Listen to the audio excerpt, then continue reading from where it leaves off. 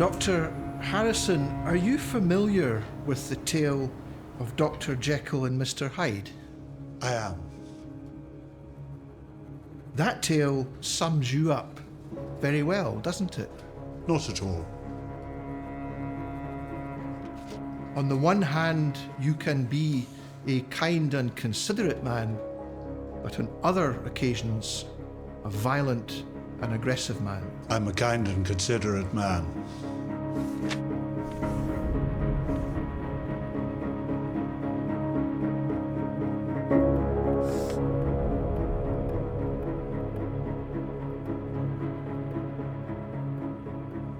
So, if I depart this earth rather suddenly, please make sure I get a good post-mortem. Dr. Brenda Page wrote those words in a letter of a death foretold. Brenda Page convinced a number of people that Dr. Christopher Harrison was an abusive husband. That was all lies. She said if he killed her, he would do it so that nobody would know. Why is she lying about that? Do not, ladies and gentlemen, convict on this hodgepodge of gossip, innuendo, and what now would probably be called fake news. So, ladies and gentlemen, service on a jury is one of the most onerous duties which our state requires of its citizens. The accused is presumed to be innocent. The burden of proving guilt is on the Crown. Trust your own judgment. Your verdict will have consequences for someone. It's a matter for you and for you alone to decide.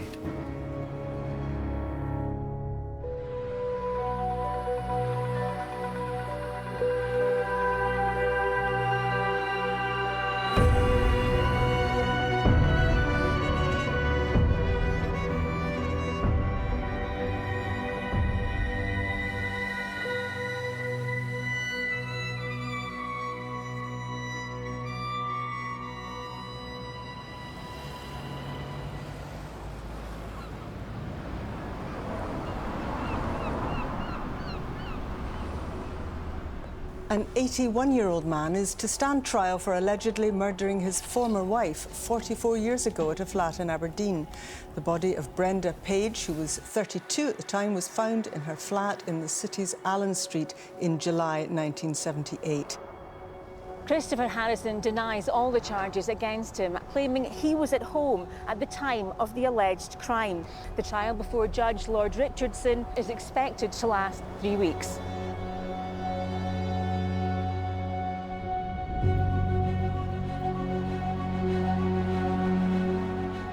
The stakes for my client are extraordinarily high. Murder is the most serious crime in this country. Getting a case like this to court is done as a result of a significant amount of work by many people. But ultimately, there's a lot of responsibility on my shoulders. I always keep in mind that there is a family with a loss, and I take that responsibility very seriously. As a prosecutor, I carry the burden of proof, and that's how it should be. But there is no direct evidence which would put Dr. Christopher Harrison in the flat at the time when Brenda met her death.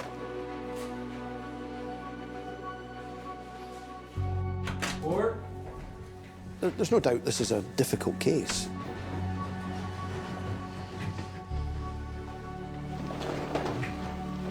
His Majesty's Advocate against Christopher Merlin Harnett Harrison. Have a seat.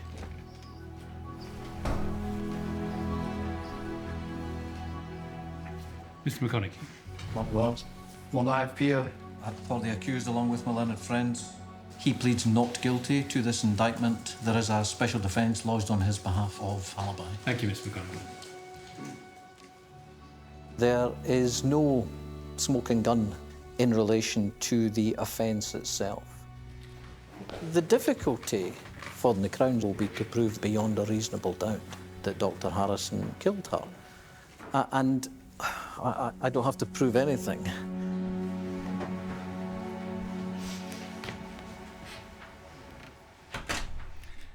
Now, members of the jury, the next stage in proceedings is for me to invite the Advocate Depute to begin the Crown case.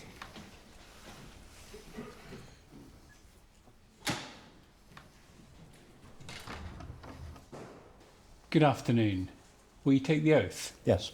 Would you raise your right hand and repeat after me? I swear by Almighty God I swear by Almighty God that I will tell the truth, that I will tell the truth, the whole truth, the whole truth, and nothing but the truth. and nothing but the truth. Thank you. In this case, where decades have passed since the crime, I want to educate the jury as to what had happened here. Bearing in mind the jury know nothing about the case other than the charges, I think it's important that we start off by explaining what was discovered in the flat all those years ago. Advocate Depute. Thank you, my lord.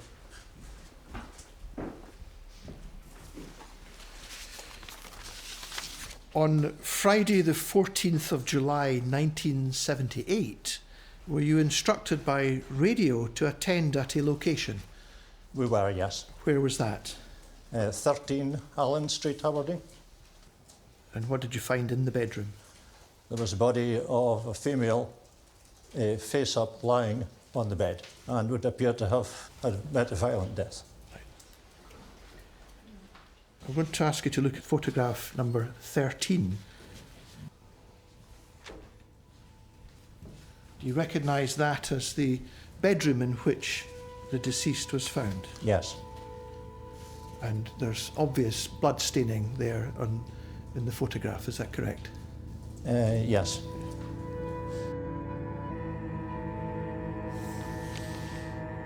The first thing the prosecution has to do is establish murder, and I need to establish the mechanism of death in this case. My lord, the next witness is Dr. Marjorie Turner. I give notice that Dr. Turner is a pathologist who has reviewed some of the evidence in this case. We have to give great thought to just how we do that. We ask a lot of our jurors. We have no knowledge really of their background or their sensitivities or their life experiences. It would be quite inappropriate to just suddenly expose them to quite horrific images of brutal crimes. I will not be showing photographs of the late Brenda Page, but there is a computer-generated model, and I just give notice in case anyone would find that distressing. Thank you, Advocate Depute.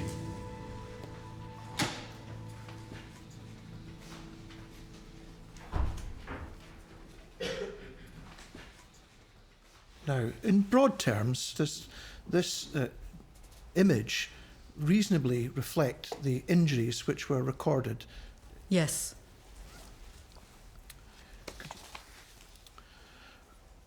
I'll now rotate the image. And we'll look at the top of the scalp. Could you turn to the penultimate page of your report, heading Opinion Conclusions? Could you read that first paragraph for us, please? This woman had been struck on the face and head at least 20 times by a blunt instrument, which fractured the base of the skull, caused intracranial bleeding, and produced unconsciousness. She died while in a state of coma from the inhalation of blood, which originated from her facial injuries.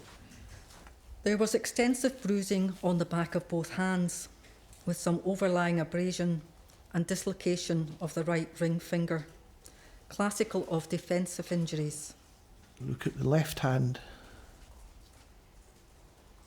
And thank you. What do you mean by defensive injuries? We use that phrase to indicate injuries which are likely to have been sustained as the individual tries to defend themselves.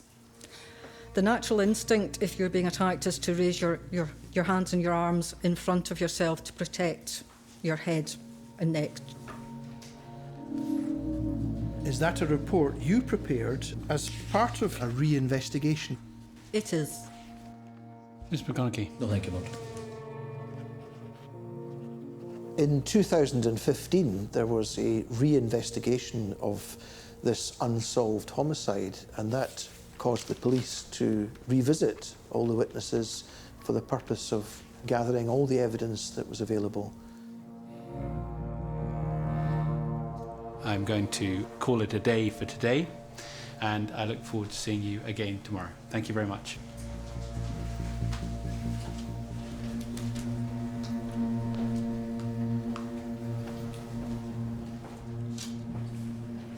This case has been my life, getting this to trial, not just for me, but for the police officers that have been and gone, and for the family of Brenda. It means everything to us.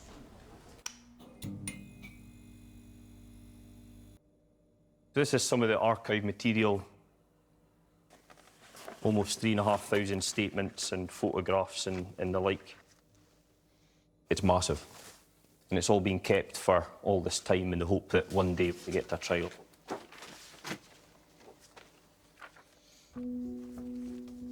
There's no doubt that Brenda was extremely bright. You know, in her early 30s, she's, you know, head of the genetics department at Aberdeen University. I mean, that's pretty impressive. Christopher Harrison is well educated also, and so is not, you know, your stereotypical murder accused or even remotely involved with the police. Went on to study zoology at Cambridge University, then went across the United States to teach at Harvard University. He moved back to the UK and went to Glasgow University, and that's when he met Brenda in 1971. They later got married in 1972. So you can see how the two of them got together. Unfortunately, it didn't work out. Then after they got divorced, Brenda bought herself a flat in the West End of Aberdeen.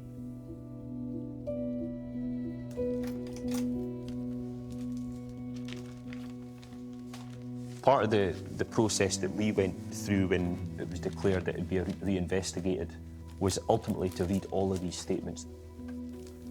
You're talking thousands. And that's what we presented to the Crown. Have a good day, Dean. The next witness is Crown Witness number 92, Ian Duncan. The manpower on that case back then would have been massive, from top down, where every available officer will be working on the case. In 1978, were you given various tasks to assist with the police inquiry? I was. I was primarily to take statements from people who had been identified as worthy of interviewing. Yes. Was one of those persons a man by the name of Thomas Gray? Yes. Thomas Gray has since passed away. Yes. Could you look, please, at Crown Production 236? Could you read it for us very slowly, please? She informed us that her husband had hit her several times prior to coming to Aberdeen. Ms. McConaughey. When you took a statement from a witness, you would be doing your best to ensure that what you were writing down was what the witness was telling you.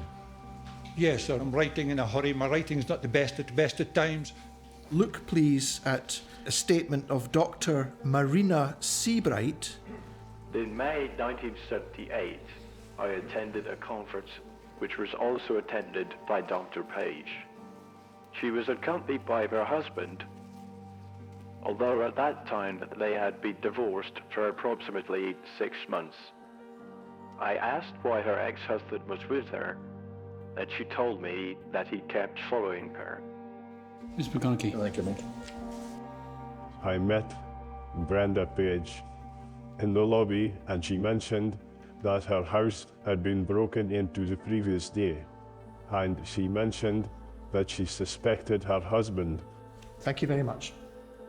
Read the next part for me, please. Within a couple of days, her husband had called at her invitation for dinner, and he had brought a bottle of wine. So, according to this witness, Brenda Page had invited her husband for dinner and that he had brought a bottle of wine. Yes.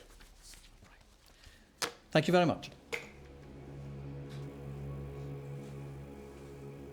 The Crown are seeking to paint a picture of someone who is a domestic abuser. Dr. Page had her own reasons for wanting to portray Dr. Harrison in that particular way. Although the jury may hear evidence of his abuse from a number of sources, when one actually digs down into that, the evidence is actually one source, and that one source is Dr. Page.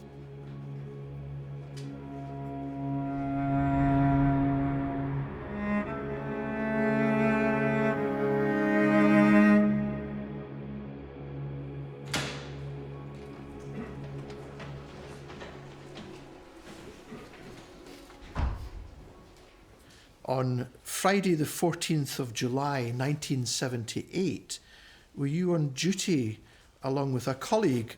That is correct. Did you receive an instruction at about 3:30 that afternoon? Yes, I was instructed by the senior investigating officer to go to the address of the ex-husband of Brenda Page. Right. Did you know the name? Harrison, Kit Harrison. Kit Harrison.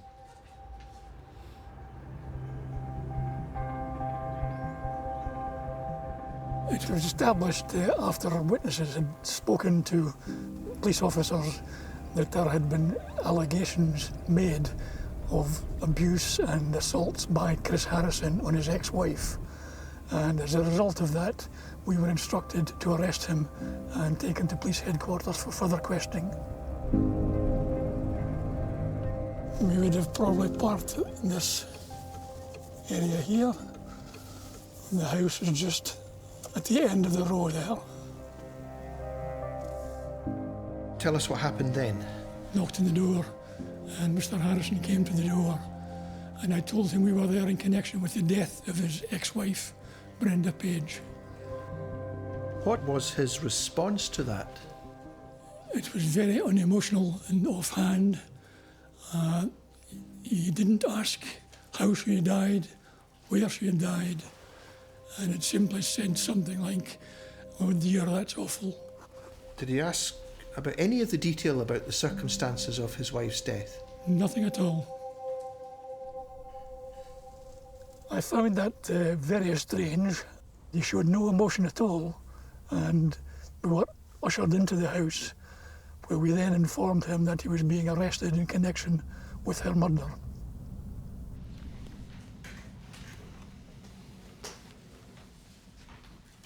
Mr. Kennedy, when you went to Mile End Place, did you caution him immediately?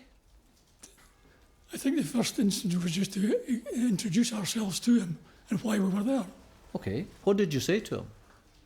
I would have told him that he was being arrested in connection with the murder of his wife, his ex-wife, and he was not obliged to say anything. Anything he did say would be noted and maybe used in evidence. So the caution that you administered to him, the first part of that caution was he did not require to say anything. That's correct. And he then exercised that right to silence. I suppose yes. Well, what happened then? So he was then told he would be taken to the police headquarters for interview. He adamantly denied any involvement in the crime at all, and despite the allegations that had been made against him by friends, colleagues of Brenda Page, we were unable to substantiate those sufficiently to warrant proceedings being conducted against him. He would have been then released without charge. Looking at the case with hindsight, it seems to me that there was a sufficiency of evidence in those early years. And I do suspect that it's a matter of long-standing regret for the investigating officers that this crime was never solved. But attitudes have changed significantly since 1978 towards domestic abuse by the police and the prosecution services. But I think also there's a societal change and a better understanding, and that will include, of course, members of the jury. Oh, good day, Pete. Thank you. We're now at the next witness is Crown Witness number 32, Rita Ling. This witness is giving evidence by way of a remote link to save them having to travel here to Aberdeen to give evidence in person. I need to explain the nature of a domestic relationship. A couple might appear very loving and gentle and kind, but behind closed doors, a very different picture, and this is one such case. So I'm going to lead evidence from the sister of Brenda to give some information which I consider will be relevant.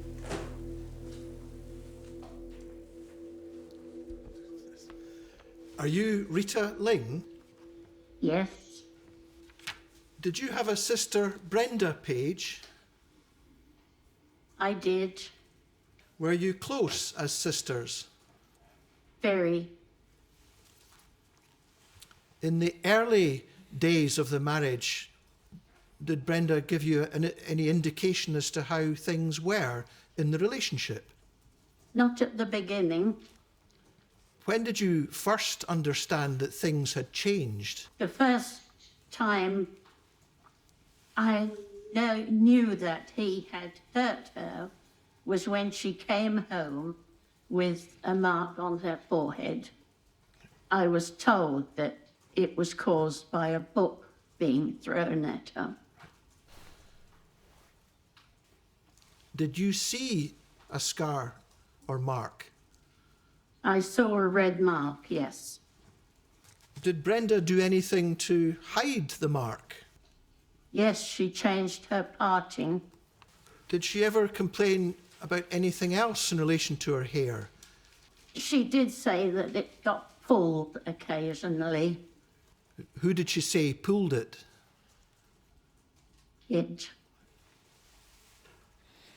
Did she appear happy at all on these occasions? No.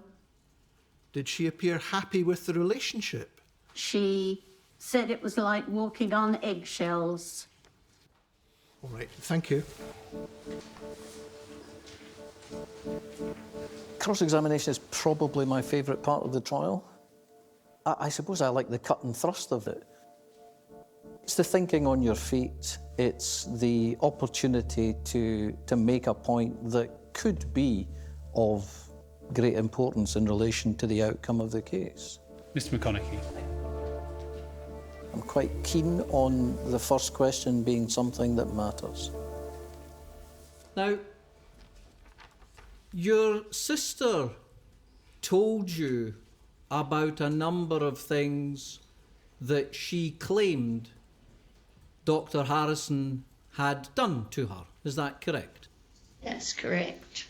You mentioned one thing that you saw, which was an injury to Brenda's head, a red mark, I think you described it as. And she told you what had caused that, but you never saw that happen. No. Am I right in saying that you never saw anything happening to her yourself? Yes. Mrs. Ling, I've no further questions for you. Thank you very much. I couldn't really give much evidence because mine was all hearsay. I was never there when any of this occurred.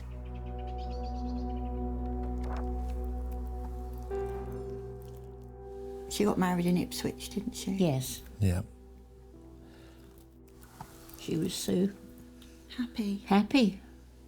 So it was a happy day. Yes. So we thought. Casting my mind back to when it actually happened. You know, seeing my mother so totally and utterly shocked, and I couldn't do anything. My dad couldn't do anything. You know, it just haunts you. It should have been a marriage made in heaven, but Yeah. She didn't tell us for a long while. Of course. She kept it secret. Next witness is Crown Witness number 5, Adrian Jessup. You just hope the people that she worked with saw more than we did.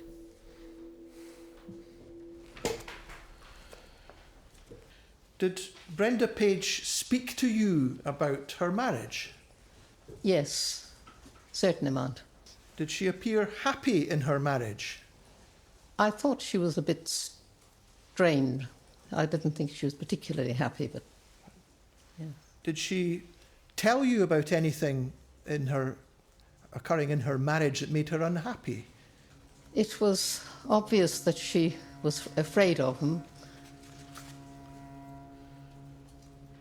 She said that if he killed her, she said, he would do it so that nobody would know. That's what she told me.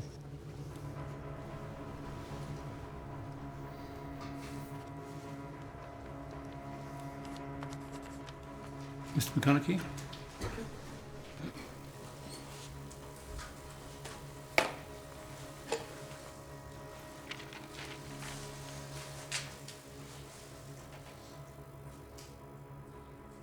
Did you give a statement to the police on the 28th of August 1978? Yes, I did. Did you tell the police that she had told you that if Kit killed her, he would do it in a way that nobody would find out?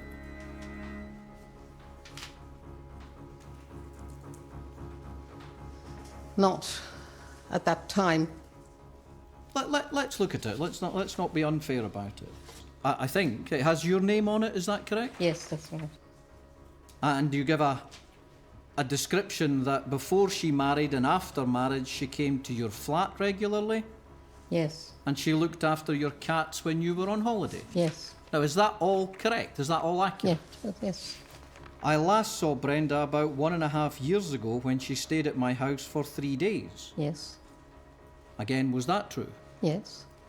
During this visit, Brenda told me the violence had continued on her by Kit. Yes. Again, did you say that to the police? If it's in the statement, yes. And was it true? Yes. But at no point do we see anything from you telling the police about a fear, if you like, that Kit was going to murder her. I know. I didn't say it in that interview, and my reason was this was something that was not sort of factual. I mean, the fact, the Hitty, she had told me about the other things, but they had actually happened. Well, she told you they'd happened. Yes. You've no idea whether they happened or not. Well, that's what I told the police, what I understood had happened. You were re-interviewed by the police many years later. Yes. In 2015. Yes. Did you tell them then about what Brenda had said to you? I seem not to have done. And the first time you ever say anything about it is in 2020. Yes. When you're again interviewed by the police. Yes. Now, by that time, the situation was simply, as far as you were concerned, Kit Harrison was responsible. That was your view. Yes. And this comment is just a comment you added in, it never having been said by Brenda Page. No, you're wrong. She said it. I heard it quite clearly. Thank you very much.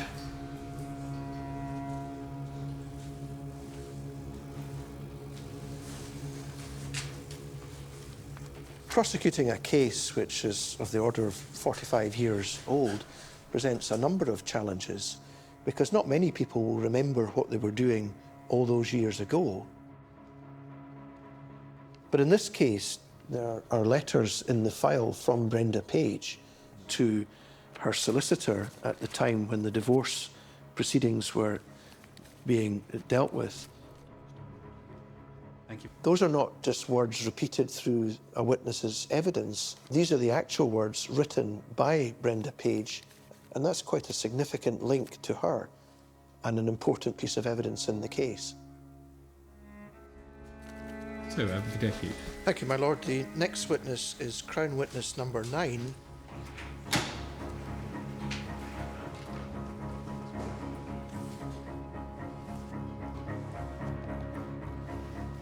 When Dr. Brenda Page first consulted you, what was it in relation to?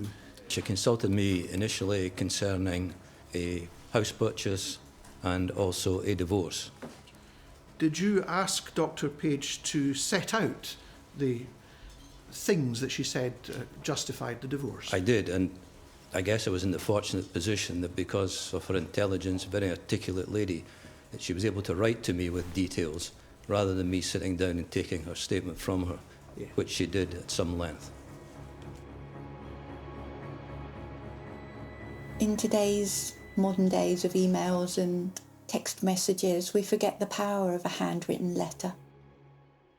When the jury hear her words in court, it will be as if Brenda is speaking at her own trial. Could you have before you, please, Crown Production number 2? Is there a heading underlined mental torture? Yes. Could you read that, please? Mental torture. Continuous criticism of face, figure, performance at work. Never allowed to look at his vast collection of books in case I wrinkled pages. Was not allowed a television or to listen to any programs he didn't like. He came into the room, switched it off and went out again. Unreasonable jealousy. He had a dreadful jealousy of any man who I met, accusing affairs which were quite nonsense. If hair smelt of smoke after being in a smoky train, I had been to bed with someone who smoked. And you see a paragraph that is headed aggression underlined. Yes. Could you read that for us, please, very slowly? Aggression. Constant with threatening, resulting in physical damage on average once every 6 months. Damage needing medical attention. April the 10th, 1973. Admission to casualty with dreadful head pain and vomiting. Overnight stay, Ward 20. On numerous occasions he has told me to leave the house, which resulted in this happening on the 20th of June, when he started tearing up my clothes and promising to kill me if I didn't go. Concluded there by saying, and promising to kill me if I didn't go, is that right? Yes. And I'd like to read the very last paragraph on that letter, please. So, if I do depart this earth rather suddenly, do please make sure I get a good PM. Do please make sure I get a good PM, and that my sister and her boys get any benefit. What did you understand PM to mean? Post-mortem.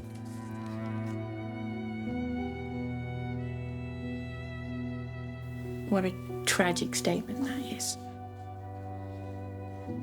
Who at 32 or younger than 32 would write a statement like that in their life? I can no longer tolerate this behaviour, and if it is still possible to put this interdict, or whatever it is called, on him, it must, and must is underlined, be done. What is an interdict? An interdict is court proceedings to prevent someone from molesting or bothering you. So the interdict prevented him from contacting her or visiting her, whether she invited it or not? Yes.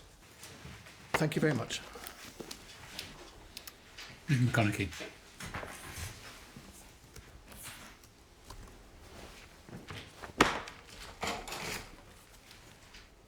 So far as your position as a solicitor is concerned, you're not there to either believe or disbelieve your client, correct? I'd no reason to disbelieve Dr. Page. Well, but it's not your job to believe or disbelieve, is it? It's nothing to do with you. I think that's probably right.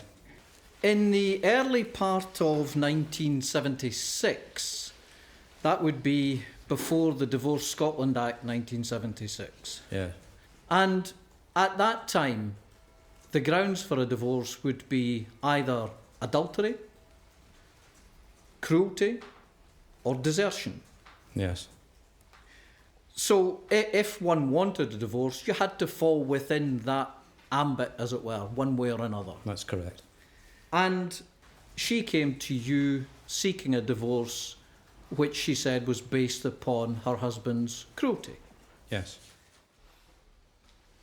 Dr. Harrison's position is that Dr. Brenda Page, for whatever reason, wanted out of the marriage that she was in and concocted a series of disclosures towards different people where she claimed to have been the victim of domestic abuse, including her solicitors. And the reason for her doing so at that particular time was to be able to secure her divorce from Dr. Harrison. So, when it comes to this document, yes, this is where Dr. Page has said, so if I do depart this earth rather suddenly, please make sure I get a good PM and that my sister or her boys get any benefit. Insofar as this letter is concerned, your response doesn't suggest, for example, you'd better phone the police. Yes. But presumably because you didn't think, perhaps, that Dr. Page was being terribly serious in that particular paragraph. No, I don't think so. I can't recall whether the police was an option. I would be surprised if it wasn't an option. Yeah. Well, you certainly didn't advise her to do that, at least in the Not letter. in the letter, but I was meeting with her also. And I'm pretty sure that I would have told her what her options were. And clearly, a complaint to the police would have been one of these options. Not one that it appears was taken up. No. After the divorce, was there an offer in terms of settlement between Dr. Harrison and Brenda Page? The agreement was that she would receive £6,000 in respect of her half share in Myland Place. And that was done? That was done. And it was paid. And Dr. Page purchased the flat at Allen Street? Yes. Thank you.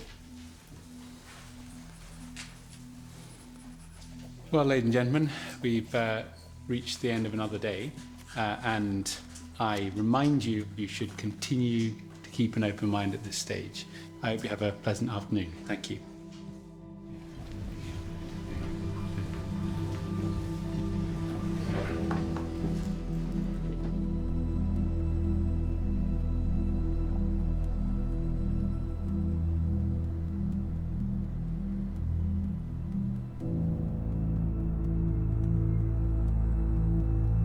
Allen Street, it's not really changed much over the years.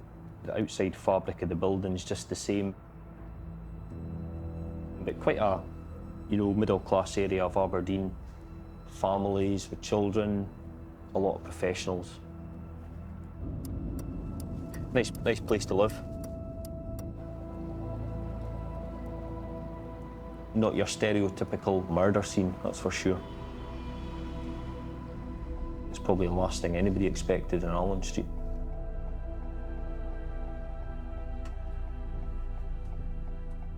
Brenda would have moved into this flat, obviously, after separating from Christopher Harrison. She had a good job. She was young, she was living in, a really vibrant city at the time. Aberdeen was establishing itself as the oil capital of Europe. This should have been the start of her new life. But it didn't work out like that for her.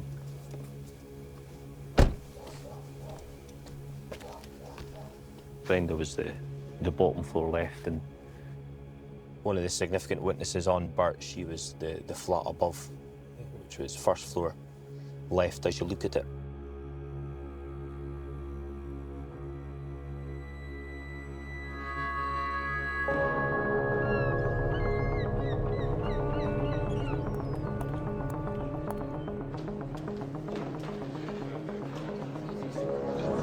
Court.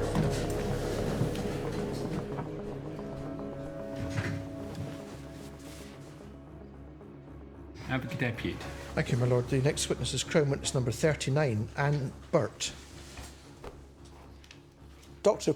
Page achieving her divorce and the restraining order ought to have been a complete severance between the two of them, but I will need to show that that was not the case, that in fact Dr. Harrison persisted in his attempts to be with Dr. Page.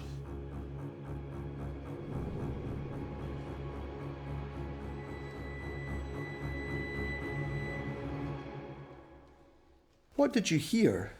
Well, I heard noises. I thought it was maybe the dog from upstairs going up the stairs. I'd been in the lobby area of our flat, and I heard voices. It was quite loud, and it was somebody like pleading with Brenda to let him in. Pleading with Brenda to let him in? Yes. Let me in, B. Let me in, Please, B. B. How long did this go on for? I think it was about 5 minutes. It's not just a one request and then go in. No. This went on for 5 minutes, is that right? Yes, and I think she then let him in. Did you detect any accent at all? Yes, he spoke with an English, well-educated accent. Right.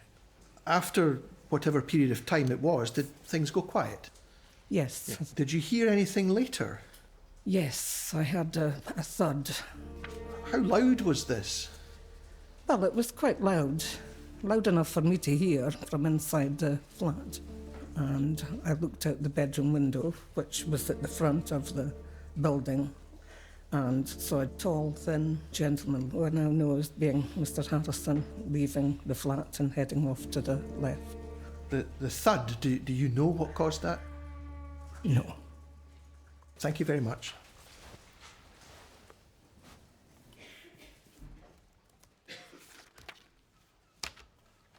Mrs. Burt, did you see Dr. Page in company with a tall, thin man? Yes, about 2 months before she died. I saw Brenda with a meal in the garden, having a picnic. He wore a bow tie and like a boater type hat. Did you subsequently come to realise that that man was her former husband? Yes. So she was having a picnic with her ex-husband in the garden of 13 Allen Street? Yes, yes. Mm-hmm. Thank you very much. What I hope the jury will take from that is that it is a practical demonstration of the difference between what Brenda Page will tell people the position is and what she then actually does. Albeit they are divorced, they are still on good terms, and she is contrary to the idea that she doesn't want anything to do with him and requires to get an interdict to keep him away from her house, is actually inviting him to her house, and they are enjoying a pleasant evening together. Okay. Thank you, my lord. The next witness is Crown Witness number 13, Sarah McIntyre. I need to explain the nature of an abusive relationship. In this case, there were occasions when Dr. Page appeared, on the surface at least, to be content to be in Dr. Harrison's company. And that, of course, brings a certain inconsistency in the evidence which I will have to address. Are you Sarah McIntyre? I am. Did you ever meet with Kit Harrison? I met Kit Harrison on a number of occasions because he was a friend of my flatmate, Janet Cameron. Were there occasions when he was perfectly kind and considerate? Yes, he was a courteous person. Did you ever meet with him and have a discussion about the relationship? There was one occasion when he came to my flat where he asked me to phone Brenda because she wouldn't take phone calls from him. I think at that point there was a restraining order. I didn't want to phone her, but he was very persuasive. He said he loved her and he wanted to talk to her. How was Kit Harrison's demeanour in this situation? A mixture of distressed about Brenda. He wanted to talk to her, but in a way quite charming and pleasant to me. So I phoned her and she said she would speak to him if I stayed in the room. I stayed in the room for a while and it all sounded quite amicable, but then I heard Kit's voice raised. He had become upset and belligerent and angry. He then slipped out, but we didn't see him go, and he'd phoned to apologise. Thank you very much. Mr. McConaughey.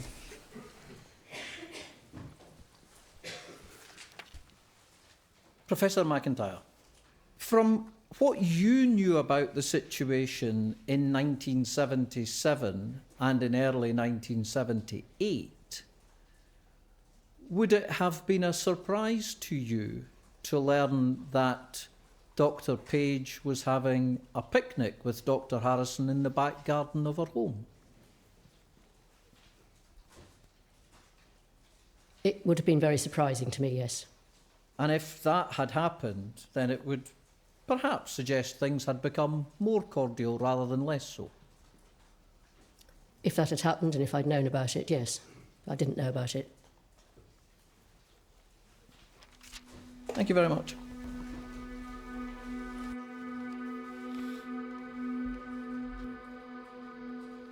I don't have to prove that Dr. Brenda Page was telling lies. I simply have to persuade the jury to have a doubt about whether or not she is telling the truth, given the lack of, as it were, independent evidence of there being any abuse on Harrison's part. It's always a challenge in a case like this where you have witnesses seeing Dr. Page and Dr. Harrison together in friendly terms, doing things together, but behind closed doors, domestic abuse was taking place. The next witness is Crown Witness number 4. I will suggest, in addition to the coercive control, Kit Harrison's very jealous of any relationship that Brenda Page would have had with anyone else.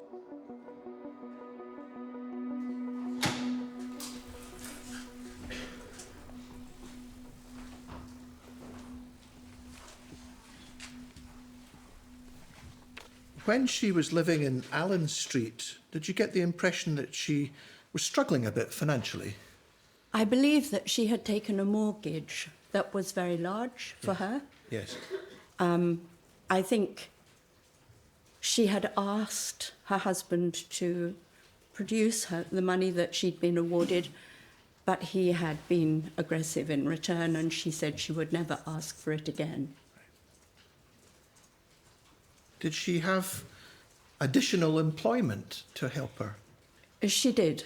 What was that? She had seen an advertisement in the Press and Journal from an escort agency, and it was asking for people to go to entertain people in the oil industry for dinner at the Treetops Hotel.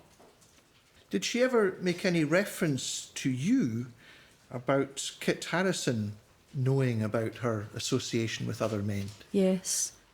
Do you recall giving a statement to the police in 1978? Yes. Do you see there, it's written, he obviously knew that she was keeping company with other male persons because she told me that he referred to it as, quote, her whoring, unquote. Yes. Most people say the oil boom is the greatest thing ever to happen to North East Scotland. Certainly, it's injected new life into industry and business. What about all the rumours about the expensive escort girls moving up from London? Yes, they may have moved up from London, and there are rumours of they're coming up for the oil shows, but I'm afraid I haven't seen any of them.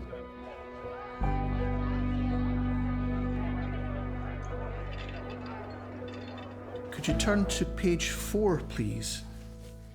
You see there, she was frightened that Kit would follow her, but she never told me whether he did or not. Yes, she was. And does that paragraph conclude? She said she was worried that he would kill her. Is that what you said to the police? Yes. And was that true? Yes.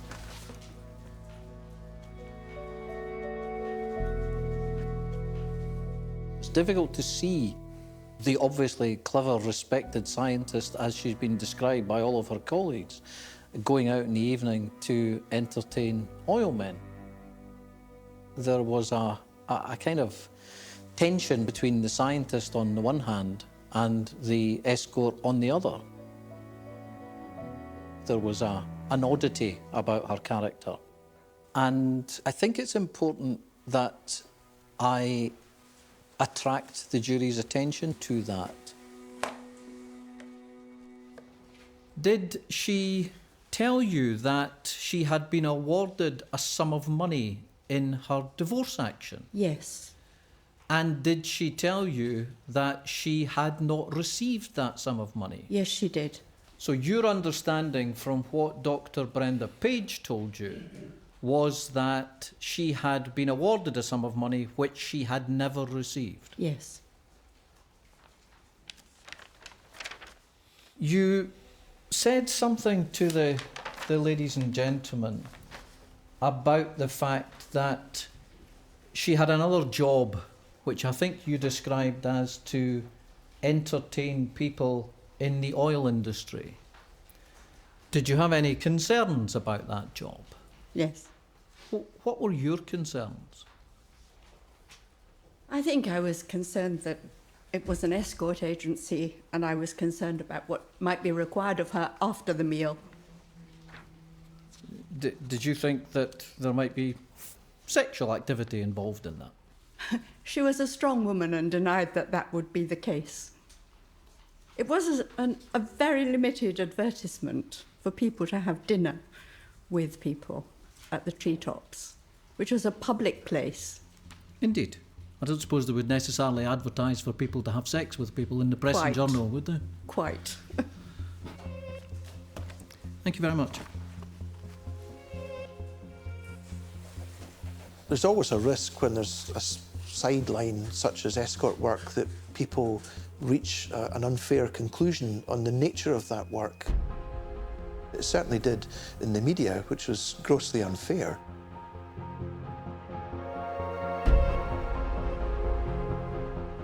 I felt if her work as an escort was introduced to the case at the very outset, the jury might take an adverse view of it. I wanted just to flush that out and just to try and put it in its proper context so that it's not a distraction for the jury.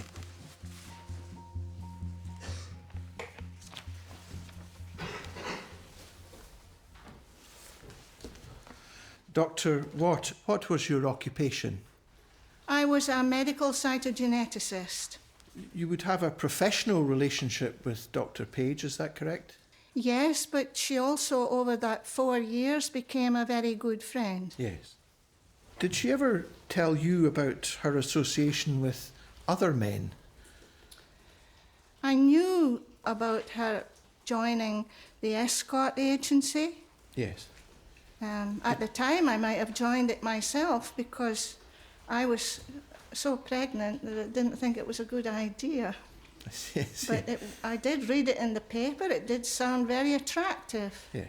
It wasn't an escort agency in the sense of loose women. It was a professional agency. They wanted intelligent people to be able to talk to professional gentlemen at a dinner. And I think that was the reason she joined it. Did she have a term for the men that she would meet? She called them oilies. Oilies, right. Why was that, do you know? Well, at that time, Aberdeen was swimming in oil. It was the start of the oil boom, and there were a lot of American oil-related people in Aberdeen. Thank you very much.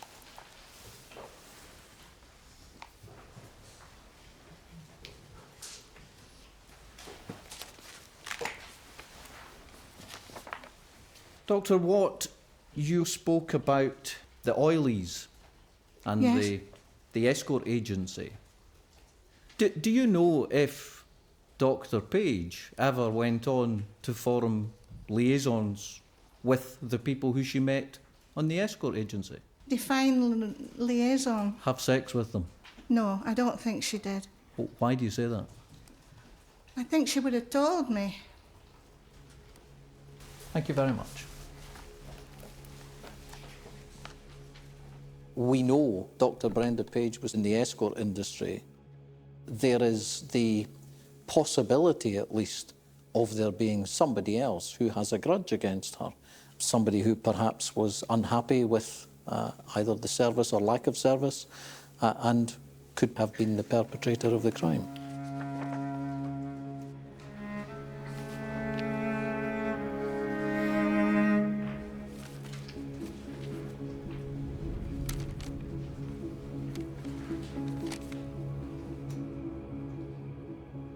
Advocate Depute, is Miss Morgan to read the joint minute?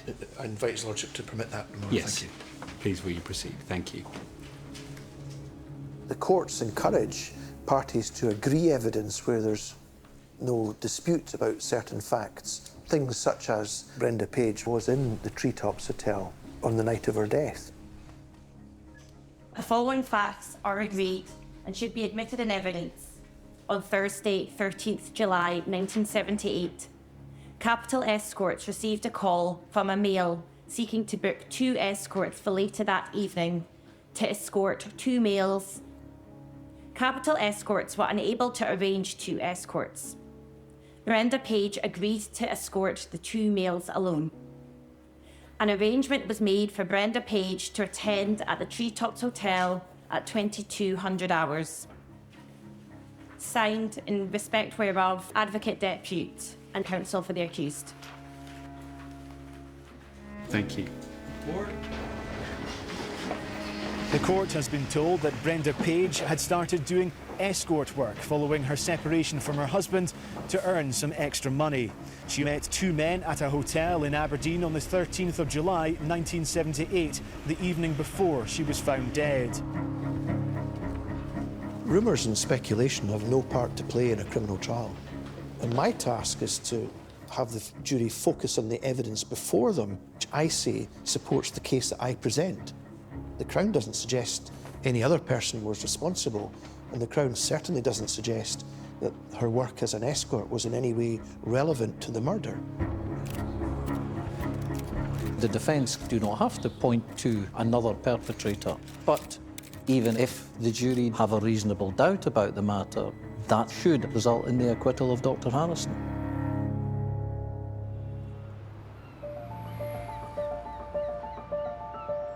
There is nothing which puts him in the house at the time of the murder. Tell us about the call. He said he was going to kill her. We are dealing with a highly intelligent man who will want to tell the jury he did not commit this crime. If the jury believe him, then they will acquit. Did you climb into Brenda Page's house? I did not. Did you kill her? No.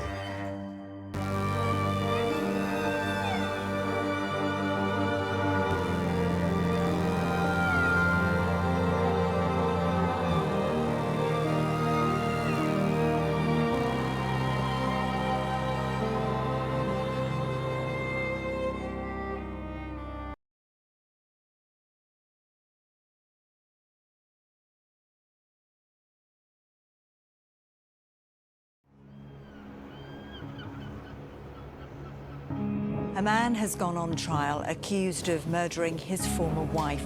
His Majesty's Advocate against Christopher Merlin Harnett Harrison. Have a seat. The body of 32-year-old Dr. Brenda Page was found in her flat in July 1978. She had been struck on the face and head at least 20 times by a blunt instrument. The first time I knew that he had hurt her, it was caused by a book being thrown at her. The jury have to ask themselves, do they think that this was an ongoing abusive relationship? And I will suggest that it was. The defence position is that none of this is true. She told you, but you never saw anything yourself. No. Dr. Harrison's position is that Dr. Page wanted out of the marriage and concocted disclosures of domestic abuse.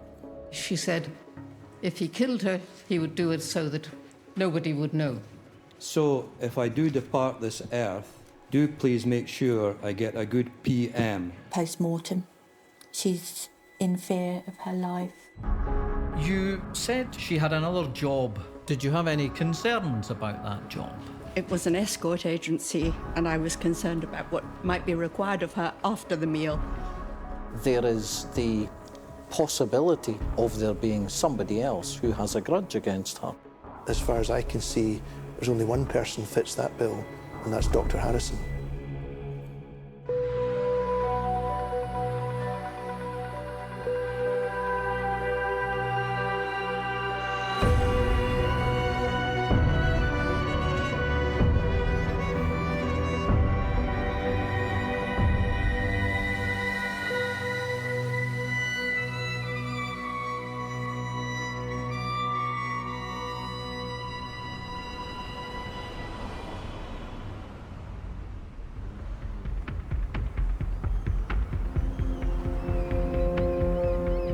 There's no doubt this is a difficult case, and the challenge is being able to present a coherent picture of what happened.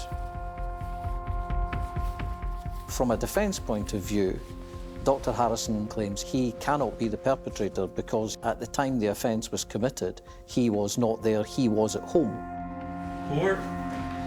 As part of building the picture, it's important to, where we can, lead evidence of the movements of Dr. Brenda Page in the hours leading up to her death.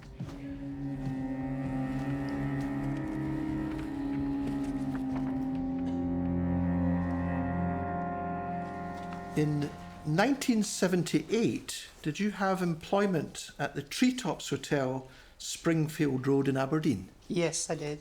What was the nature of the work that you did? I was a hotel receptionist. Did you become aware of the death of a lady called Brenda Page? I did, yes. How did you learn of that? I think it was the following day. Police came to the hotel and interviewed the staff who had been on duty the evening before. I'm going to show you an image on the screen. Do you recognise that person? Yes, I do. Who is that? Dr. Page. Did you see that lady that night? I did, yes. Where was she when you saw her?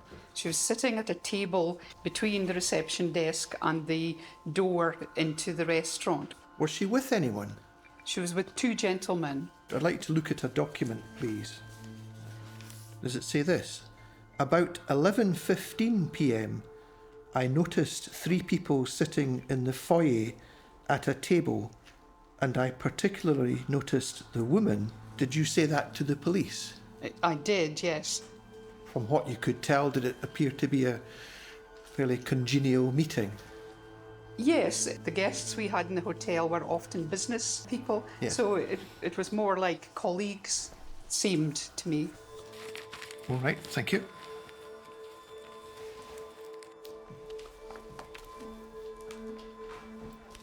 Do you still have that document in front of you?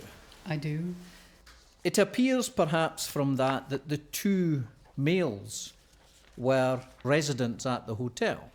Yes, that's what it implies.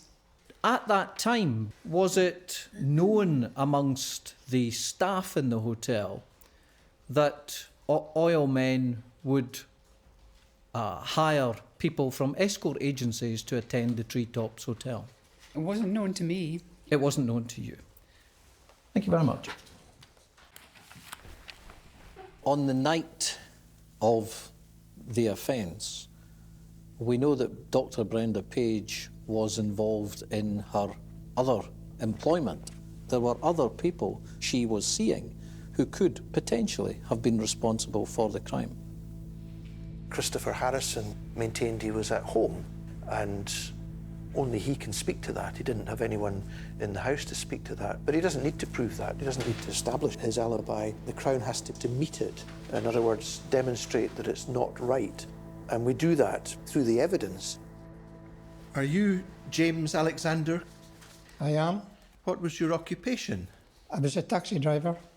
On Thursday, 13th July 1978, did you receive a call to go to the Treetops Hotel? I did, yes. What time do you think it was? 12:30 maybe. As you did that, did you notice a vehicle in particular? Well, I was standing beside my car and I just happened to notice a Mini Countryman. A Mini Countryman? Estate sort of thing or whatever. Right. Was there anything about it that attracted your attention? It just looked pretty rough. What do you mean by that? I mean a bit of a paint to the woodwork and that. I'd like you to look, please, at 2 photographs of a vehicle there. Does that look anything like the vehicle you saw? Yeah, it does, yeah.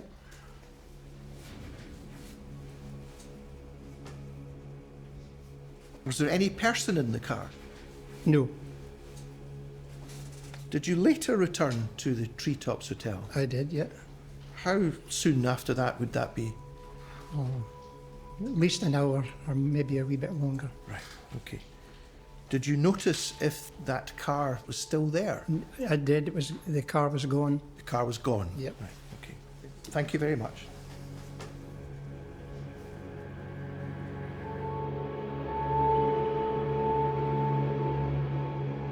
So the indication is that Christopher Harrison was stalking Brenda and seeing what she was up to, and we believe that obviously he was aware of her second job. This is actually coming into the Treetops Hotel, although the Treetops Hotel is now no more. Yeah, I mean, back in 1978, the hotel would have been one of the main hotels in Aberdeen, and was so for many, many years, but it obviously had its day and is now knocked down. This is where Brenda spent her last evening in this world before she was brutally murdered. The story about her working as an escort was huge for the media in Aberdeen and played into a narrative that really wasn't there. The seedy side of it was portrayed in the paper, of this professional woman who was the head of genetics at Aberdeen University, but by night she was an escort, and it wasn't fair on the family either, because the family knew that's not what it was. In reality, Brenda was looking for company and, you know, to make some extra money. From a police perspective, that did make things harder. The gentleman that she was with that evening had to be obviously eliminated, which was quite easy to do, because being quite a large hotel in Aberdeen, they were easily alibied and were known not to have left the hotel at the time she did. If Christopher did attend here, and we obviously believe he did, he would have seen Brenda, his ex-wife, having a meal with 2 gentlemen. I can only imagine that would have enraged him.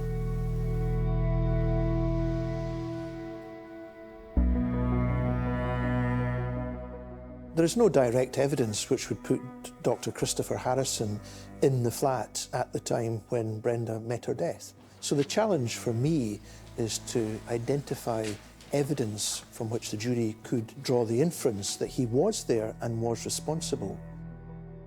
The point of entry was the window at the end of the extension. It was a small bedroom.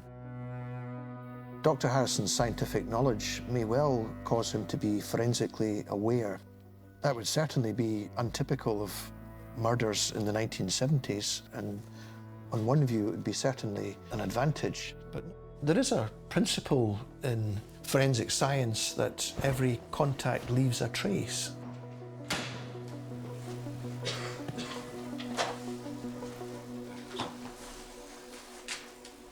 On Friday the 14th of July 1978, did you receive a call to attend at the scene of a death of a lady called Brenda Page? Yes. I'm going to put a photograph which, I give warning, does show the bed with blood staining. When you saw that bedroom, you saw a person there, is that correct? Yes. And just describe the circumstances for us, please. Brenda Page was lying crosswise on the bed, hands something like this, and long hair was down over her face, absolutely matted with blood. Thank you. Could you look, please, at photograph 15, please? Do you recognise that? Yes, that's the point of entry. Did you take samples of anything from this room in photograph 15? I took a vacuum extract from the inside ledge of the window and from all the carpet area immediately inside the window. Explain that for us, please. Well, basically, you've got a vacuum cleaner. The difference being that at the nozzle end, you have a little chamber. You put a filter paper in onto a metal grid, and you simply vacuumed up the evidence that you wanted to retrieve. What did you find? Well, the one thing that I can certainly recall, because it seemed quite important, was a tiny flake of green paint with 4 layers, which looked identical to the one recovered from the footwell of Mr. Harrison's car.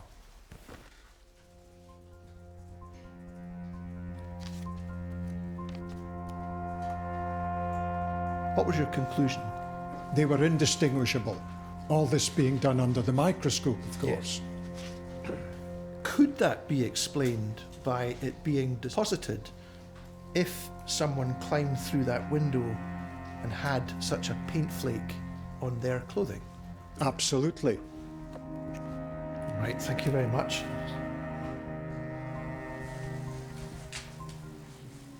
Mr. Jensen, the ladies and gentlemen will be familiar these days with the various television programmes that we see where we have forensic scientists all dressed up in the forensic suits. Yes.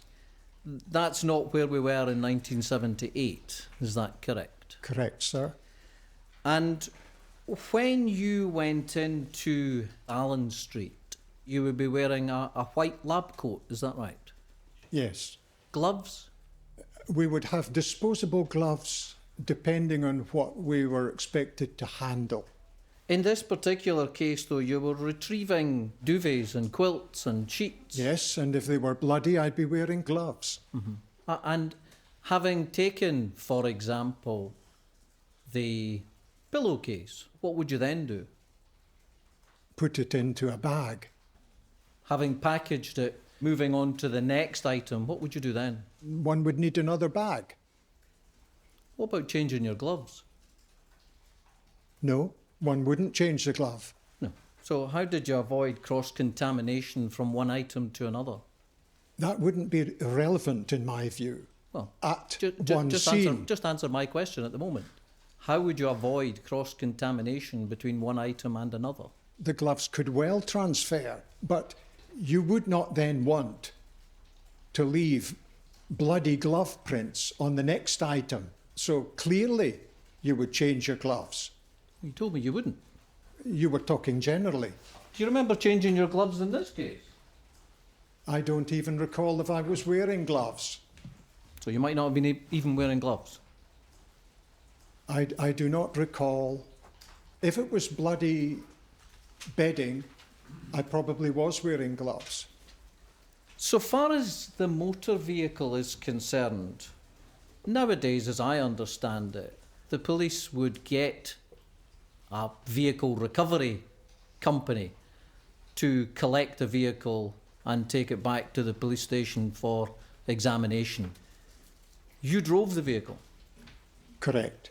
What would stop you taking debris into the car? That would have been possible. Thank you very much. The reason why the Crown are seeking to use these, on one view, somewhat less important strands of evidence are because there is no evidence which categorically puts him in the house at the time of the event. So with that, thank you again for your attendance, your attention today. You should continue to keep an open mind at the stage until you've heard all of the evidence. Thank you. Court.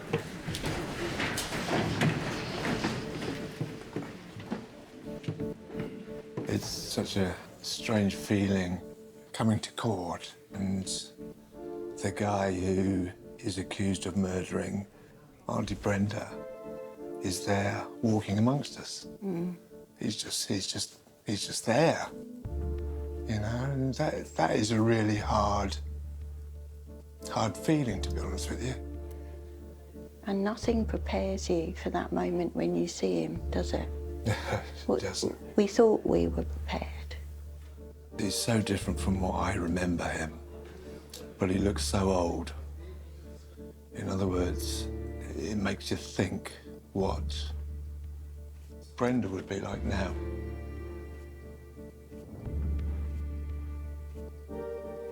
I don't know, it's...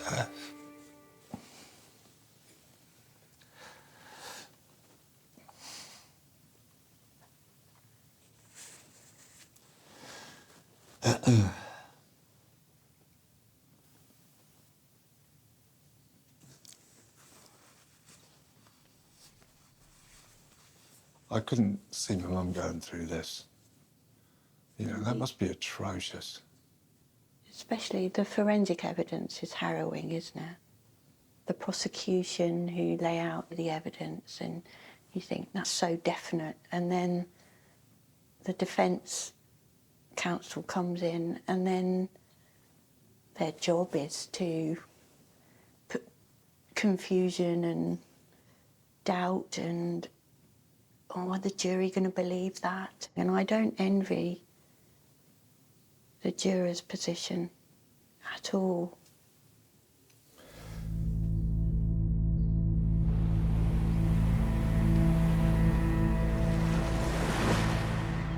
I think if this crime had been committed last month, then the investigation would have been different. But we do have evidence available now, which is not necessarily available in the 1970s. Advocate Deputy. Thank you, my lord. The next witness is Crown Witness number 40. Up until now, the evidence of the domestic abuse has come from Dr. Brenda Page, but there is other evidence. There's evidence from something that Dr. Harrison said.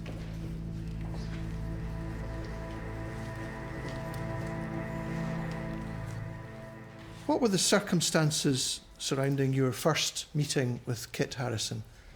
Kit was a friend of my husband. They shared many interests, such as book collecting, classical music, gardening. Did you later learn of the death of Brenda Page? Yes. How did you learn of that? The headline news in the newspaper was about her murder. Did that information cause you to reflect on anything which had occurred? Yes. What was that? Kit had phoned me either the day before or the day before that. Tell us about the call. He said he was going to kill her. Did you speak with him on the phone? Yes. It was me he called. Yeah. And what did he want? He phoned to tell me that Brenda she'd stolen his research, taken all the credit for it, and he was very angry and he was going to kill her. And I said, calm down and don't be so vindictive.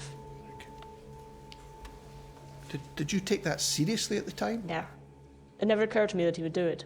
How soon after that conversation was it that Brenda was found dead, do you know? It was within 2 days of the phone call. Did you tell the police about this conversation with the threat to kill? Yes. Are you clear about that in your own mind? Yes. That you told the police? Yes. Okay, thank you very much.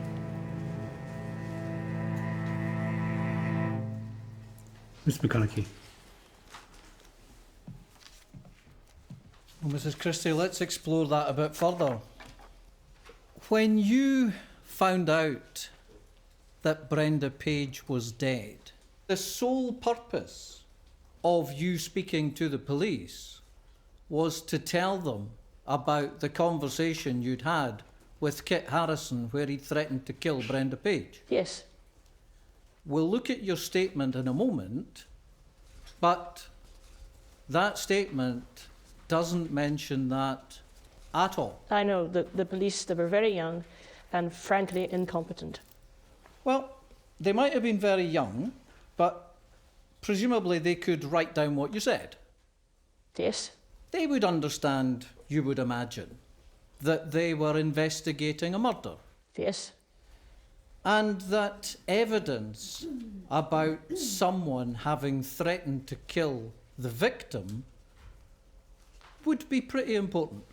But somehow or other, the police didn't manage to commit that to paper. That's right. It's remarkable, is it not? No. That's absolutely true. It's preposterous. Ma, I'm sorry, but that's what happened. It's not until the 17th of March 2015, 37 years later, that you say anything about it. Why would I want to make up something like this?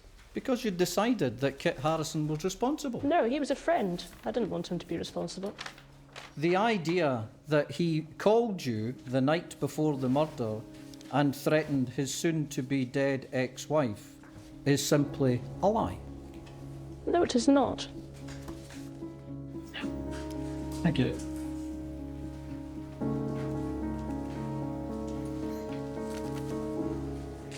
Time has an effect, but it is important for confidence in our system that people realise we don't give up on unresolved homicides. We will investigate them, and where, as has happened, modern day techniques provide the evidence which may have been lacking in earlier times, we will bring cases. And there are some modern components which I hope will be regarded by the jury as significant. On Tuesday the 17th of March 2020, did you commence duty at 7 in the morning? I did, yes. Were you given a briefing on that occasion? I was, yeah. What was that briefing in relation to? The apprehension of a Mr. Christopher Harrison. Were the proceedings recorded? They were.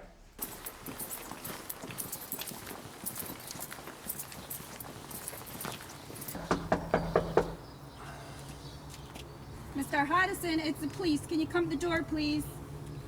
And after some attempts, were you able to speak with Mr. Harrison? After some attempts, yes, we had to force entry to the address.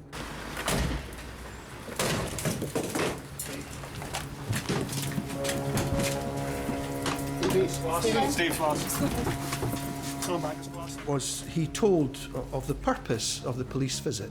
Yes, he was. And what was said to him? Thank you, Mr. Harrison. With the police, we've got a warrant, okay? For the address, search the address, okay? For what? It's in relation to the murder of Brenda Page. She wasn't murdered yet. Listen, we have a warrant for the Was he premises, okay? transported to a police office? He was. Was it intended to conduct an interview with him? Yes. Were you the lead officer in the interview? I was, yes. I'm not going to go through all of the interview, so there are certain parts which I'm going to play. Okay, Mr. Harrison. Could you tell me about your ex-wife, Brenda Page? How did you meet her? No comment. What kind of person was she? Lovely. And what kind of person are you? Ugly. How would you describe the relationship that you had with Brenda? Mostly good. Did you and Brenda argue? No. How would you describe your temper, Mr. Harrison? Even. What do you mean by that? Like the snow in Good King Wenceslas. Pardon? Like the snow in Good King Wenceslas. Okay. So would you say you have a temper? No. Could we take that off the screen just for a moment while I align it to the next part? Thank you. Describe your sexual relationship with Brenda. No.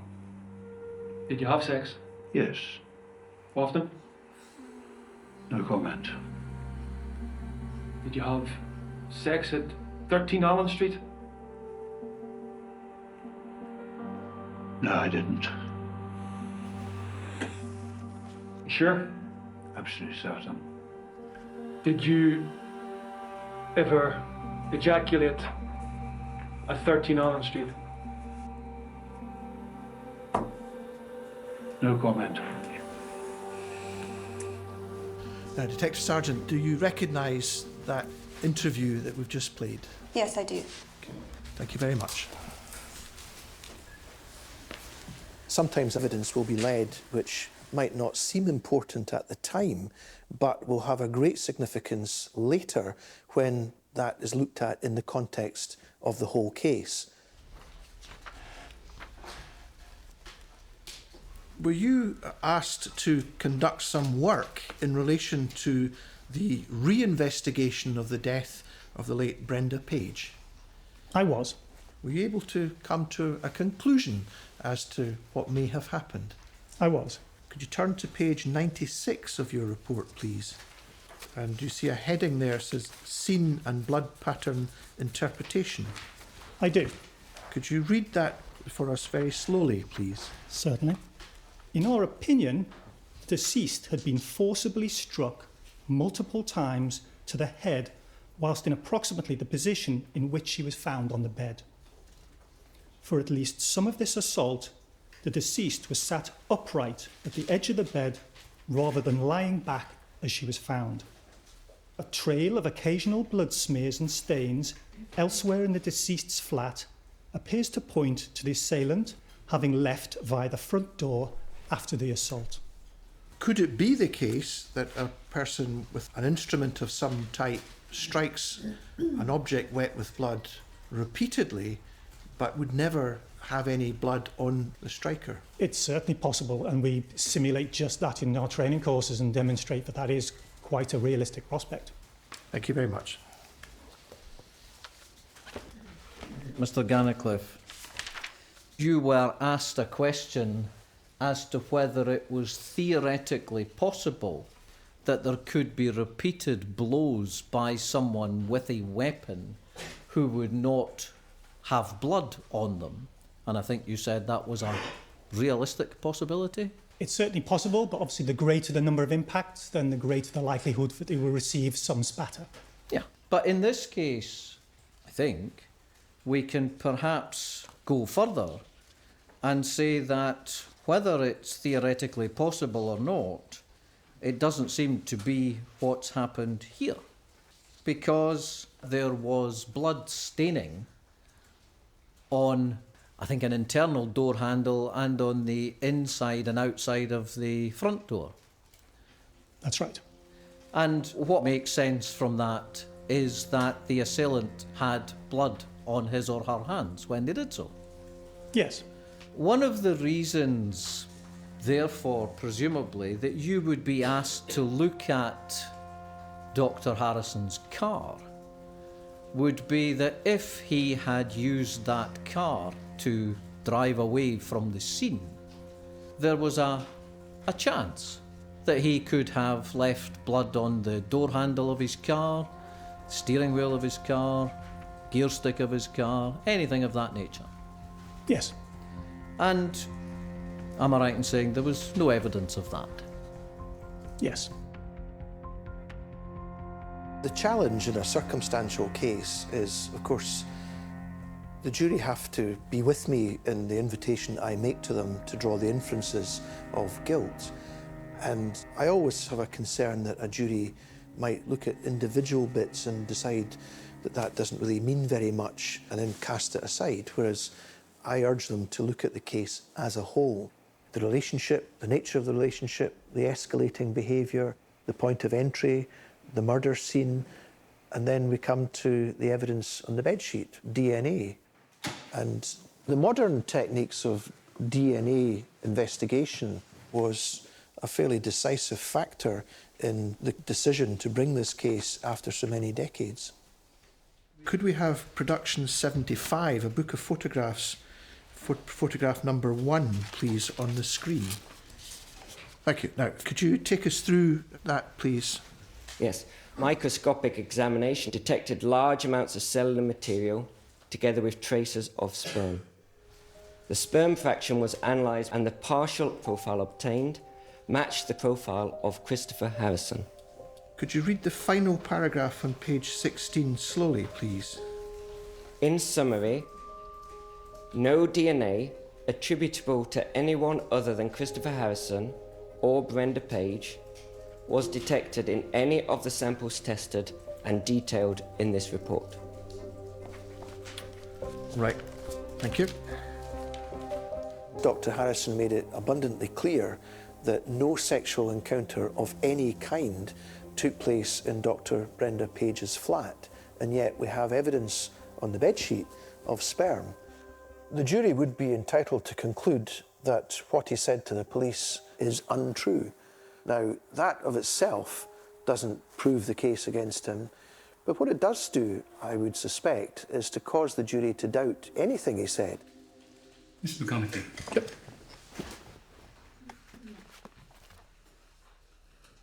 Sperm can survive washing. Yes. Insofar as that stain is concerned, is there any time frame as to when that stain came to the sheet? No. How long that sperm had been there, not possible to tell. Yes. Does the length of time, potentially, that a stain has been present determine how easy or how difficult it is to obtain a DNA profile? It depends how it's stored. DNA can be extracted from things that are thousands of years old. Did you say thousands of years old? Yes, from archaeology, there's examples of this. Okay. Mr. Gibb, thank you very much for your assistance. Sometimes forensics do provide the smoking gun in a case. In this particular case, they're not the smoking gun. How could that be? How could the sperm be there if he said they never had any kind of sexual encounter in the flat? That's a question that cries out for an answer. The only person who could answer that is Dr. Harrison. Now, Advocate Edmund. Thank you, my lord. I close the Crown case.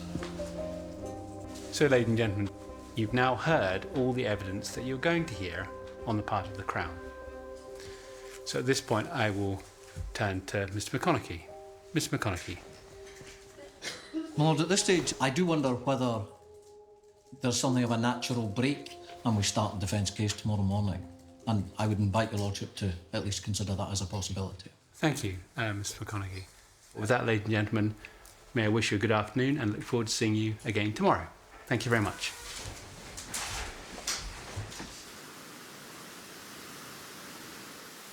I was hoping that they would have definite proof because again and again, all through the years, we kept getting little flurries of interest. As the DNA advanced, they did try. And we're so grateful for that. But you don't take anything for granted, do you? You just hope that eventually something will come of it. I've missed her for such a long time. There's a picture of us there at a wedding.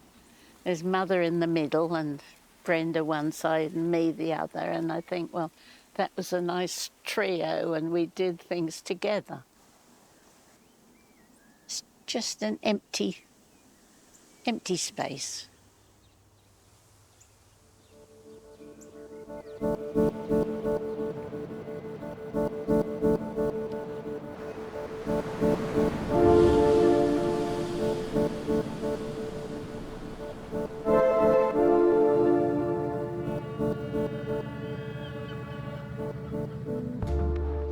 Dr. Harrison is in the same position as every other accused. He is perfectly entitled to sit in the dock and never speak to the jury.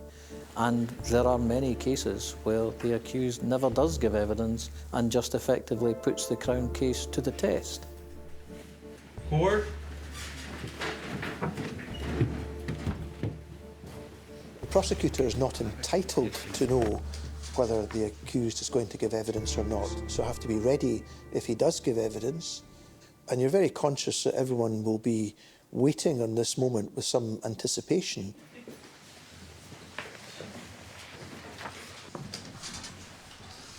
Good morning, ladies and gentlemen. Now, Mr. McConaughey. Yes, my lord, this is a case in which the defence will lead evidence and I'd call the accused.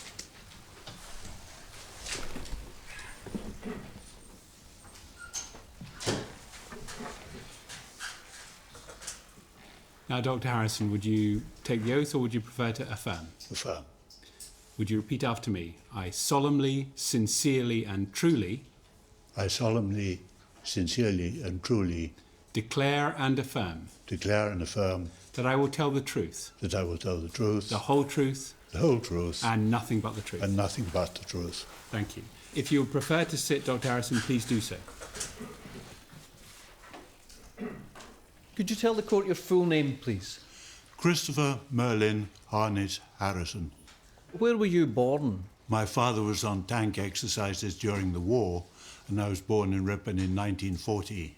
During the Blitz, we had a different address almost every 2 weeks.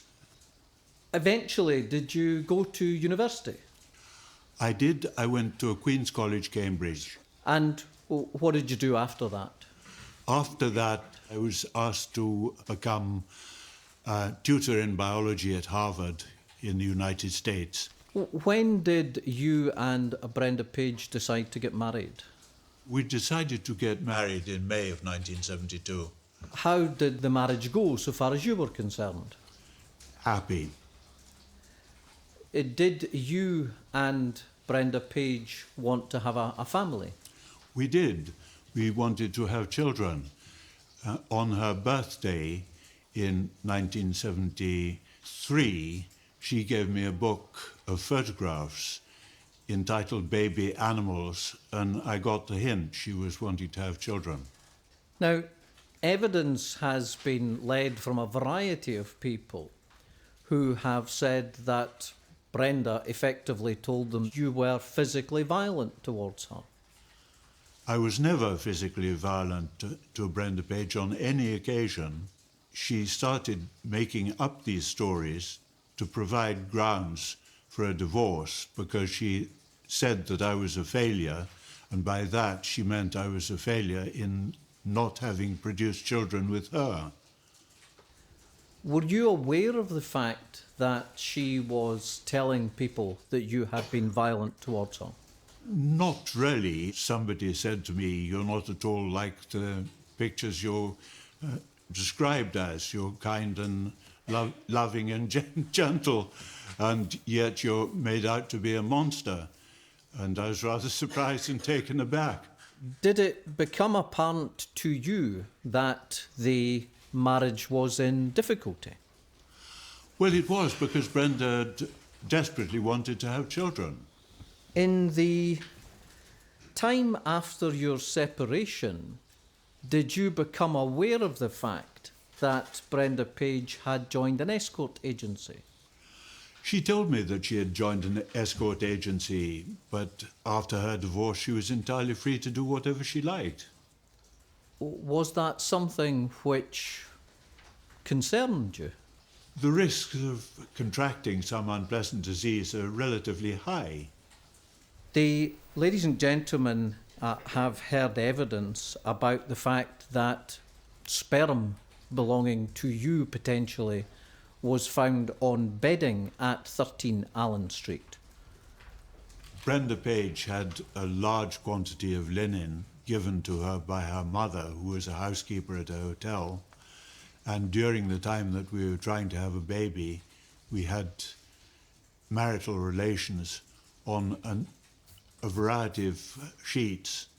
And if you have a large number of sheets, say there are more than 50 sheets, they're not going to be washed in a short space of time. And the bedding having gone from Mile End Place to Allen Street? That's right. On the late evening of the 13th of July into the early hours of the 14th of July, did you climb into Brenda Page's house? I did not. Did you hide somewhere and wait for her? Certainly not. Did you attack her? No, I did not. Did you kill her? No. Dr. Harrison, thank you very much. If you just remain where you are, I'm sure there'll be more questions for you. If the jury believes the accused, they acquit him. But I did decide, in anticipation of Dr. Harrison giving evidence, that there were some questions that I might want to put to him which I didn't lead in the Crown case. Dr. Harrison, are you familiar with the tale of Dr. Jekyll and Mr. Hyde? I am. Dr. Jekyll, a well-respected and intelligent scientist who had a darker alter ego who didn't accept responsibility for his crimes and ways. That was the tale, wasn't it? That was the tale. That description sums you up very well, doesn't it? Not at all. On the one hand, you can be a kind and considerate man, but on other occasions, a violent and aggressive man. I'm a kind and considerate man. You have a violent temper which in the past caused rages of which Brenda was afraid. Is that not true? It is not. Could you have before you, please, Crown Production number 49? Thank you. Do you recognise that as a letter written by you? I do. And is it dated the 11th of February 1978? It is. Could you turn to the second page? Now, do you see a paragraph there that begins, "If only I"? I'm with you. Could you read that out for us, please? If only I could share my life with someone who not only understood this, but was prepared to be gentle and sympathetic with my frozen stupidity, the cure would have been complete. I should be a whole person for the first time since the age of about 11. It is bottling things up that causes my acute inner griefs, and it is that conflict that causes those rages of which you were afraid. Could you repeat that last sentence, please? That causes. That causes those rages of which you were afraid. Thank you. Do you agree that you had rages of which Brenda Page was afraid? One has, as a child, model snowstorms in a bottle, and if you shake the bottle, you'll see the storm. Rages can be internal. Do you agree that you had rages of which Brenda Page was afraid? I don't know. Did you love Brenda Page? I did. When you learned of her work at the escort agency, did you refer to it as her whoring? I really don't know at this juncture. Did you accuse her of being a prostitute? No, I don't think so. Could you have before you, please, Crown Production 64? Do you recognise that as Brenda's writing? It is. It is. Do you recall receiving this letter? I do. Yes. Does it say this? In spite of what you constantly accuse, I am no prostitute. Does it say that in the letter? It says that, but it's not accurate. Were you not obsessed with her work as an escort? It didn't concern me in the slightest. The truth is that you could not stand the thought of her being with another man. That's not the case at all. You followed her in her car. I never followed her on any occasion. You spotted her in the Treetops Hotel that night, the 13th. I've never been to the Treetops Hotel. Your car was spotted there, was it not? No, it wasn't. You entered her flat via the window in the extension. You remained in the flat awaiting Brenda Page's return, didn't you? I couldn't possibly have done any such thing. And the rage of which Brenda Page was so afraid came into effect, and you brutally murdered her, didn't you? Nothing of the kind, no. Thank you.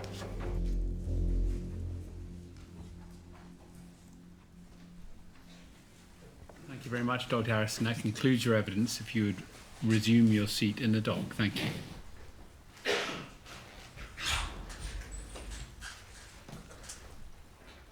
Ms. McConaughey. Lord, that concludes the case so far as the defence are concerned. A retired scientist accused of murdering his ex-wife in 1978 has denied that he was a Jekyll and Hyde character. The trial was adjourned today and is expected to continue on Tuesday, when the defence and the prosecution will make their closing speeches.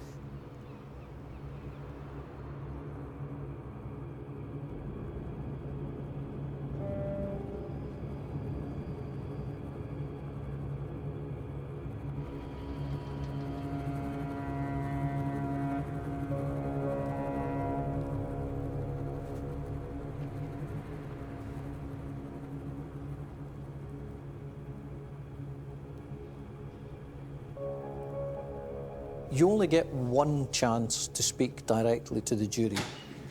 And I want the jury to be listening. I want the jury to be interested in what I've got to say. because I think a good speech can certainly make a jury think again. You worry about whether you've led all that you intended to lead, that you've got all the things in place for the case. After the speech, I can't do any more. That's it. Or the task is to be persuasive and explain to the jury why they should find the accused guilty. have a good day, please. Thank you, Lord.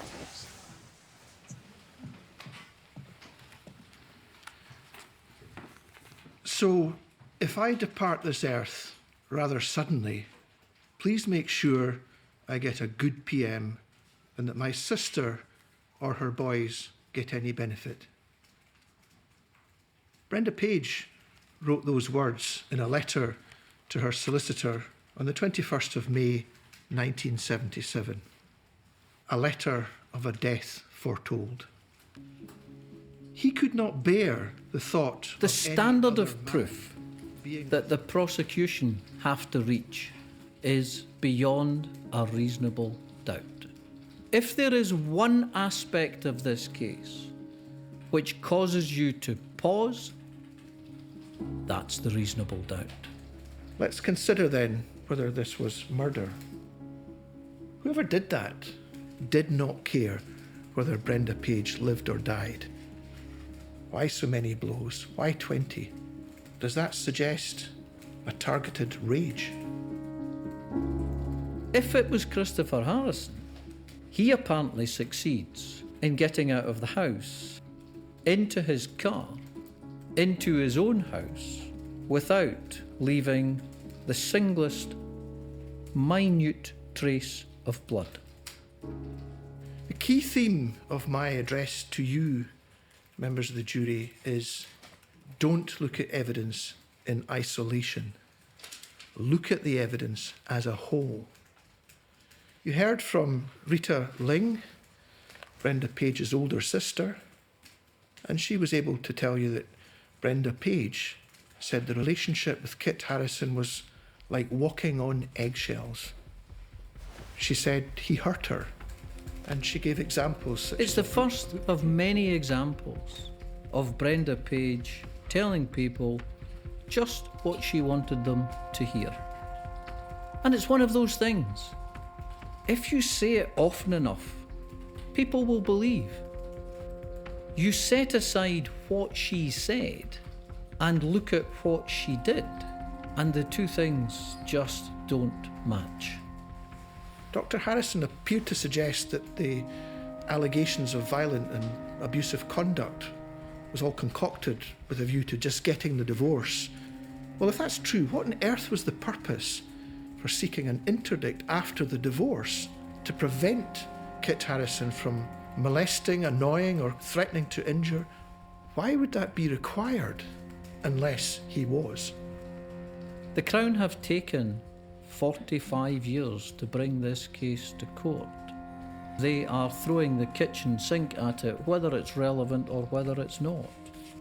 I suggest to you that taken as a whole, there is a compelling and convincing case, and that the just verdict is for you to find Christopher Harrison guilty.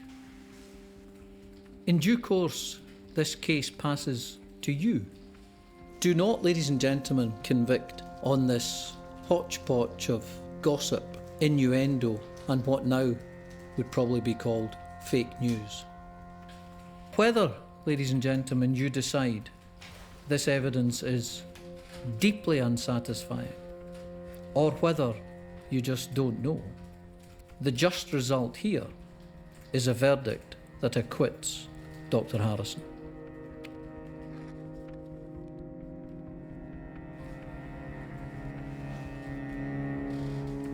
Well, now, ladies and gentlemen, what I'm minded to do is to adjourn now and for us to sit again at 10 o'clock tomorrow morning, at which point I will give you my final legal direction. Thank you very much. I don't know how you feel now about which way you feel it will go. I don't know. Listening to his defence, I just hope it hasn't stuck with all the jury members.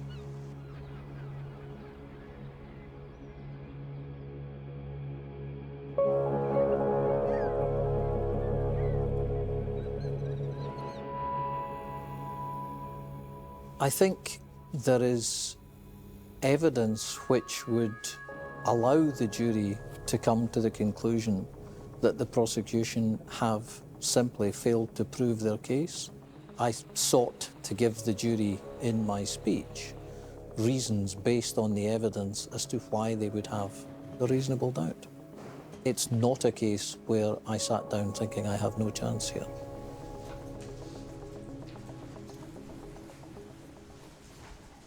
Well, good morning, ladies and gentlemen. You have heard all the evidence that you're going to hear in the case.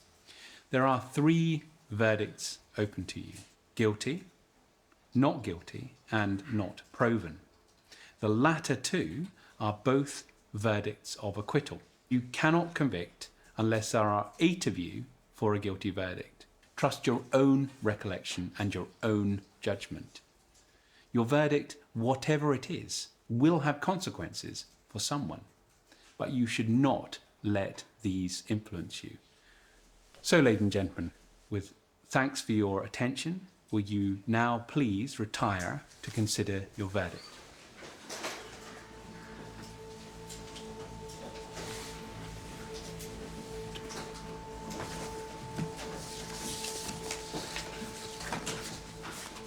We're convinced that he's guilty, but it obviously needs to be proven in court. It has to be proved beyond all reasonable doubt. And I would understand that for some people, there could be seen to be reasonable doubt.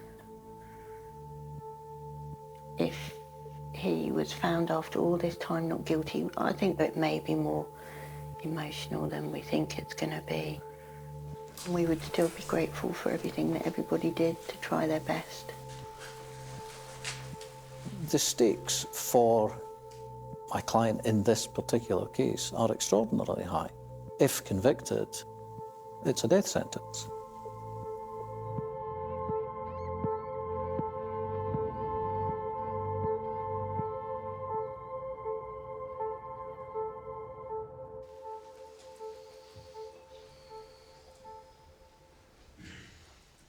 It's a very tense moment, those few minutes when you know the jury's coming back and then the court assembles, the judge takes his position. Four.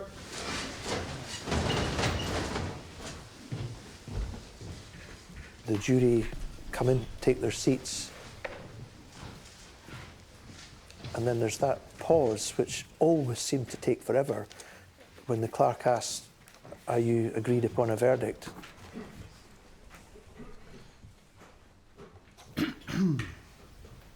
Members of the jury, will the spokesperson please stand?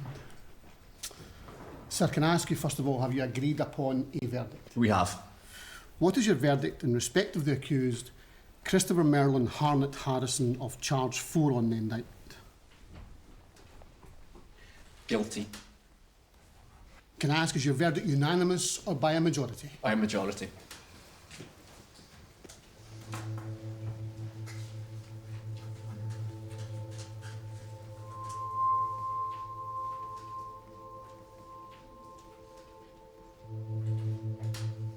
Christopher Harrison, you have been found guilty of the murder of your former wife, Dr. Brenda Page, on the 14th of July 1978. On the evidence which I've heard, your actions that night appear to have been premeditated, at least to a degree. As a result of your senseless act of violence, you brought the life of Dr. Brenda Page to a brutal and premature end. You created a void in the lives of her mother, her sister, her nephews, and her friends, which could never be filled. Her potential as a brilliant scientist was left forever unrealized. It is clear to me that even now, almost 45 years later, the effect of your actions on the 14th of July 1978 continue to be felt. From your position at trial, I understand that you continue to deny responsibility for your actions and you show no remorse. Stand up, please. Christopher Harrison, having taken account of the whole circumstances of your case, I sentence you to life imprisonment and impose a punishment part of 20 years. That is all.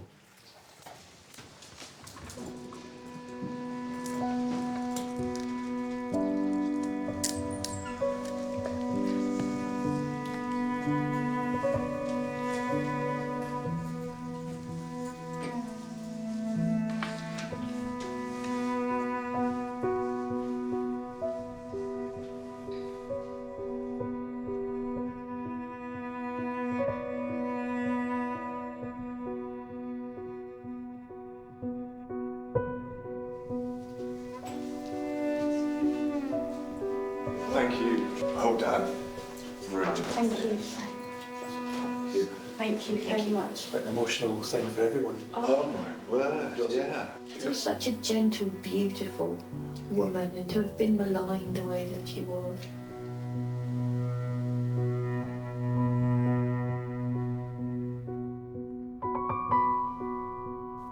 Do you regret your actions, Mr. Harrison?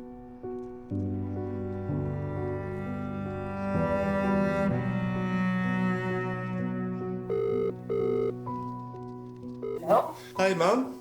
We've just had the verdict. And he's guilty. Oh, it's a lot better than me. It really is. So he's guilty and he's been handcuffed and he's going away to prison, so. He's got to serve a minimum of 20 years, Mum. That'll do, won't it? Sad to be happy about such a sad event. Yeah. The judge gave such a brilliant tribute to Brenda at the end. Oh, I only wish Mum and Brenda would know